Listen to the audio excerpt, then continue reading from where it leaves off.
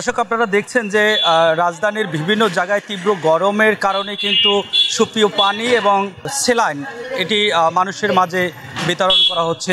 যদিও জানেন যে কিছুদিন যাবৎ কিন্তু তীব্র গরমের কারণে জনজীবনে যে একটি দুর্ভোগের সৃষ্টি হয়েছে, সেই কারণেই কিন্তু এই প্রতিদিন খবরের পক্ষ থেকে এই কর্মসূচিটি গরমের শুরু থেকেই কিন্তু চালু করা হয়েছে এবং রাজধানীর বিভিন্ন এলাকায় কিন্তু ঘুরে ঘুরে এই ভ্যানে করে সাধারণ মানুষের মাঝে এই পানি বিতরণ করা হচ্ছে। তারই অংশ হিসেবে আজকেও একইভাবে কিন্তু রাজধানীর যাত্রাবাড়ি, ধোলাইপাড়, মিরাজিবাগ এলাকায় কিন্তু এই সুপেয় পানি এবং স্যালাইন সাধারণ মানুষের মাঝে বিতরণ করা হচ্ছে। কিছুক্ষণ আগে আপনাদেরকে দেখিয়েছিলাম যে মিরাজিবাগ এলাকায় শরবত বিতরণ চলছে।